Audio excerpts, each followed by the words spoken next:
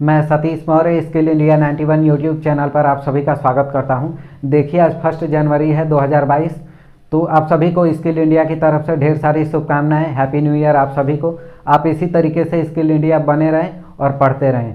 और यदि चैनल पर नए हैं तो सब्सक्राइब कर लीजिए और वीडियो को ज़्यादा से ज़्यादा शेयर करिए ताकि आप ही जैसे बच्चे ज़्यादा से ज़्यादा जोड़ करके हमारे साथ स्टडी कर सकें। देखिए हम फर्स्ट चैप्टर पढ़ रहे थे इलेक्ट्रीशियन थ्योरी में, जिसका नाम है DC motor.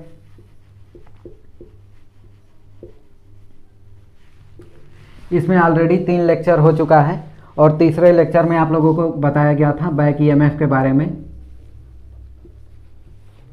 Back EMF of DC motor.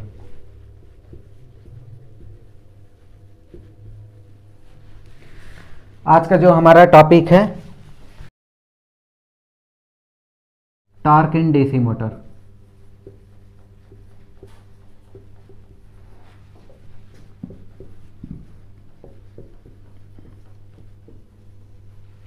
देखिए टॉर्क होता क्या है। जैसे स्पीड होता है तो स्पीड को इंक्रीज करता है टॉर्क। टॉर्क और स्पीड का एक रिलेशन है।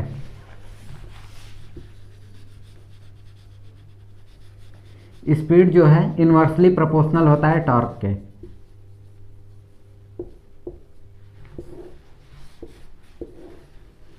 इसके बारे में हम आपको एग्जांपल दे करके समझाते हैं।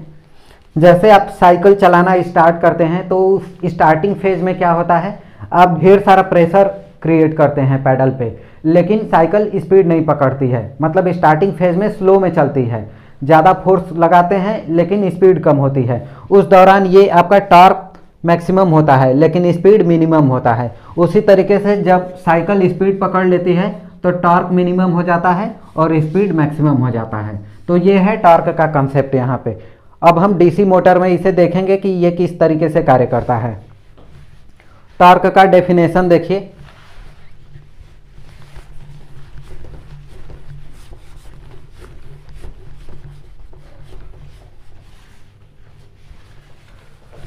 टॉर्क को टाउ से दिखाते हैं और इसका डेफिनेशन है the term which express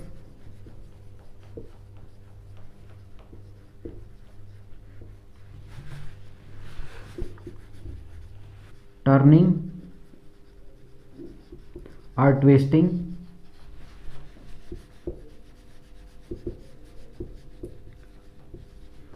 moment of force.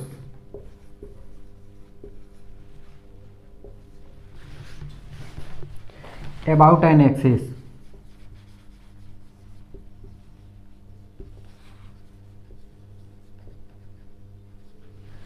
is called torque.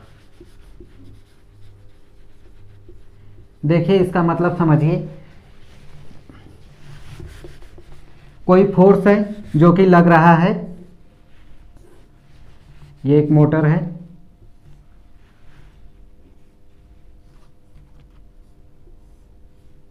यहाँ पे ये इसका टर्मिनल बॉक्स, ये आई बोल्ट, ये है इसका शाफ्ट। देखिए यहाँ से जब इसे डीसी सप्लाई देते हैं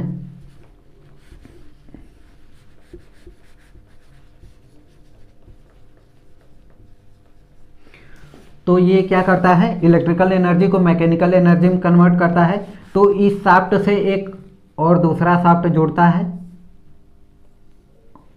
और इसके साथ एक पुली लगाते हैं। देखिए ये पुली है और इस पुली को चलाते हैं इस मोटर की सहायता से। तो इस पुली को कुछ इस तरीके से दिखाते हैं। ये है स्पीड,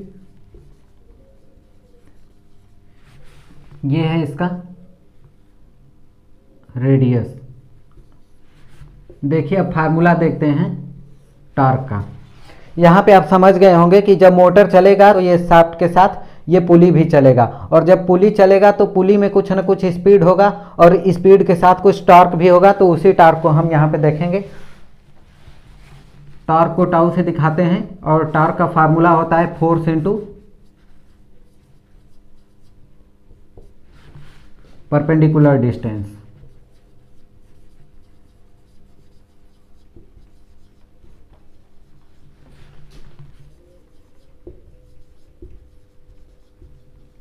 देखिए फोर्स को F से दिखाते हैं और परपेंडिकुलर डिस्टेंस को यहाँ पे R से दिखाते हैं। तो torque is equals to force into perpendicular distance.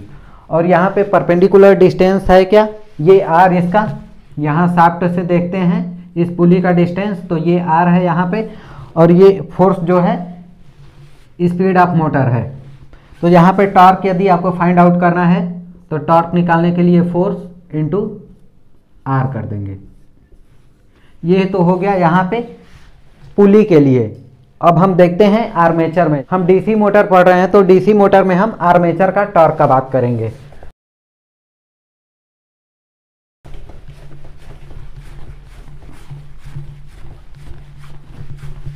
देखिए टॉर्क भी कई प्रकार के हैं, हम आपको आगे एक्सप्लेन करेंगे। यूजफुल टॉर्क क्या होता है, लॉस क्या होता है,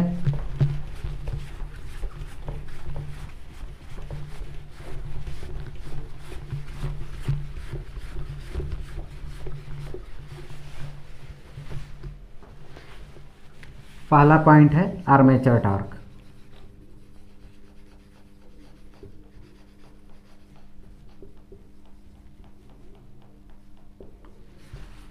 आर्मेचर टॉर्क इस तरीके से दिखाते हैं। अब आर्मेचर टॉर्क है क्या, जैसे कि कोई मोटर है, डीसी मोटर है, डीसी मोटर जब चलता है तो उसका कुछ स्पीड होता है। यहाँ पे ये शाफ्ट है और शाफ्ट के ऊपर ही आर्मेचर होता है, ये आर्मेचर वाला पार्ट है, और ये यहाँ पे कम्यूटेटर लगा है, यहाँ पे कार्बन ब्रश, और ये आपका फील्ड है। मान लीजिए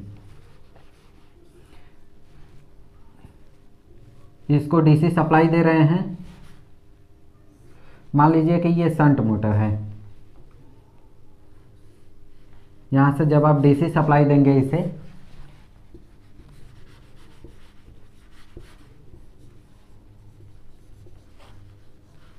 तो ये मोटर चलेगा, और मोटर चलेगा तो ये शाफ्ट जब रोटेट होगा तो इसमें कुछ ना कुछ टॉर्क होगा।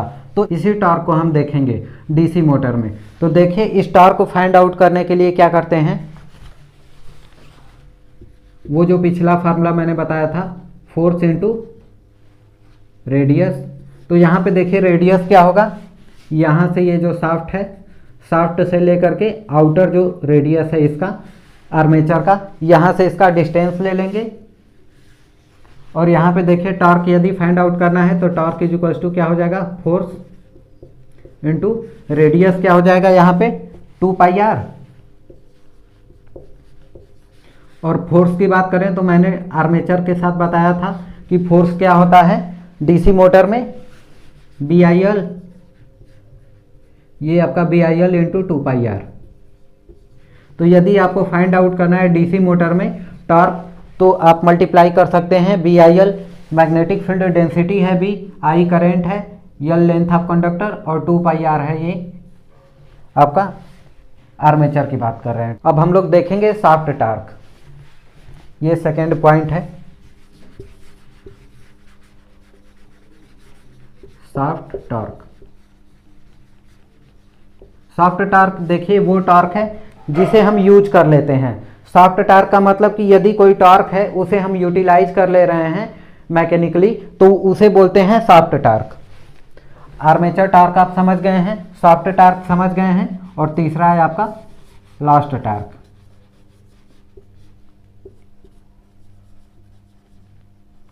लास्ट टॉर्क का मतलब क्या है, देखिए कोई भी मैकेनिकल डिवाइस हो, मोटर हो, जनरेटर हो, कुछ भी हो, तो जब ये मोटर चलता है तो यहाँ पे दोनों साइड में बियरिंग लगा होता है। जब बियरिंग घिसता है या फिर चलता है तो उसमें कुछ ना कुछ रेजिस्टेंस होता है जो कि अपोज करता है इसके स्पीड का।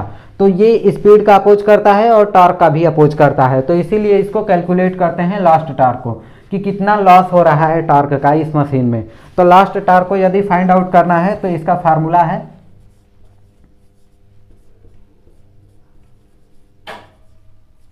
Lost torque is equals to armature torque,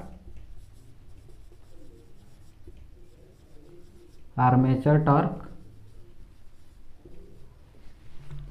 minus shaft torque.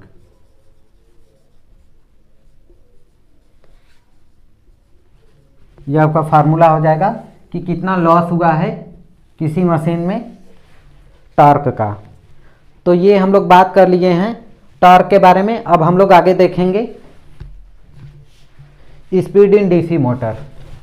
ये सेकेंड पॉइंट है आज का, स्पीड इन डीसी मोटर। देखिए स्पीड के बारे में मैंने फर्स्ट लेक्चर में और सेकेंड लेक्चर में थोड़ा बहुत जिक्र किया था, उसको आगे बढ़ाते हैं। बैक ईएमएफ के बारे में बात किए थे हम लोग। Back EMF is equals to क्या होता है, applied voltage minus armature current armature resistance.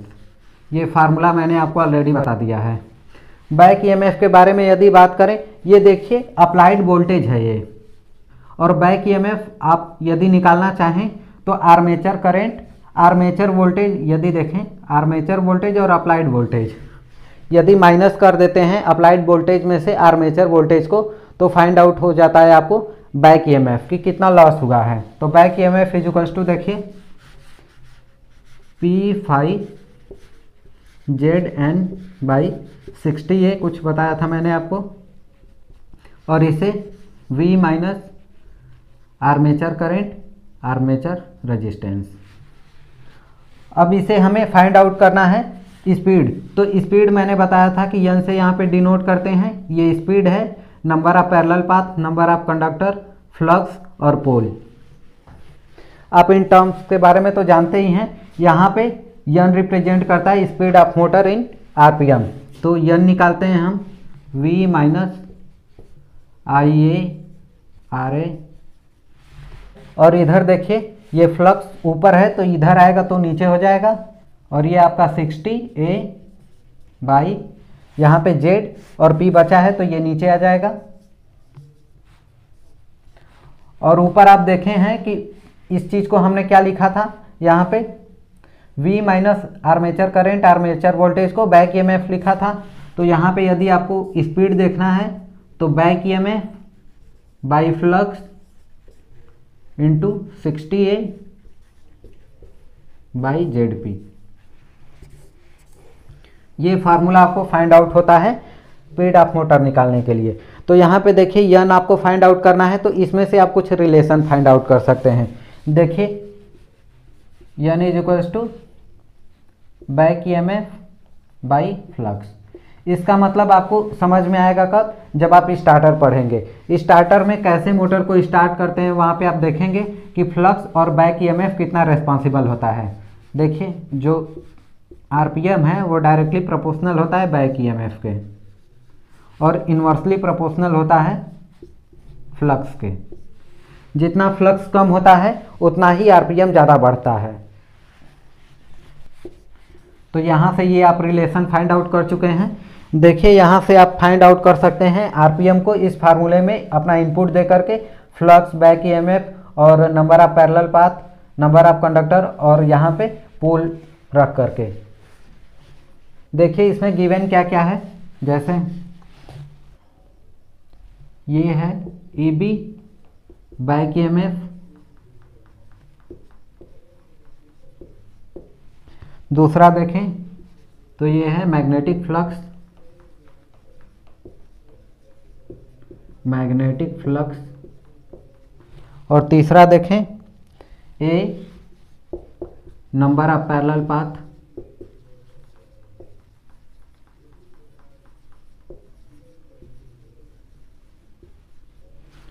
चौथा देखें Z नंबर ऑफ कंडक्टर,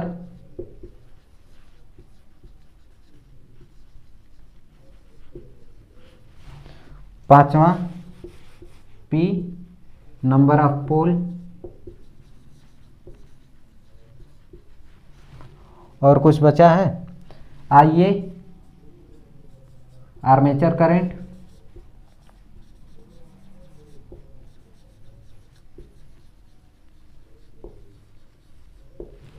और ये आर्मेचर रेजिस्टेंस।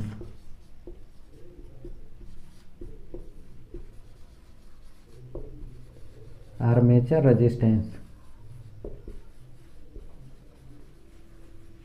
ये देखिए कुछ टर्मिनोलॉजी है, समझ लीजिएगा कि ये बैक ईएमएफ है, ये फ्लक्स है, ये number of parallel path, number of conductor, P से नंबर ऑफ पोल, आई ए से आर्मेचर करंट और आर ए से आर्मेचर रेजिस्टेंस को दिखाते हैं।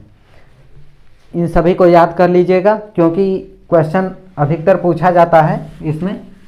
जैसे N S is equals to 120 F by P, तो ये होता है एसी के केस में, जबकि डीसी के केस में यदि आपको निकालना होगा तो ये फार्मूला यूज करेंगे। तो आप इसे अभी नहीं ध्यान में रखिएगा क्योंकि ये एसी जब हम लोग पढ़ेंगे तब वहाँ पे इसे देखेंगे कि ये पोल है, ये सिंक्रोनस स्पीड है, ये फ्रीक्वेंसी है और 120 कांस्टेंट है। तो आज के वीडियो में बस इतना ही। वीडियो अच्छा लगा हो तो लाइक कर दीजिएगा और चैनल पे नए होंगे तो सब्सक्राइब कर लीजिएगा। तो आगे के वीडियो में हम लोग देखेंगे क्लासिफिकेशन ऑफ डीसी मोटर, जिसमें से कि series motor, shunt motor, compound motor, और कंपाउंड मोटर में भी कम्युलेटिव और डिफरेंशियल के बारे में पढ़ेंगे।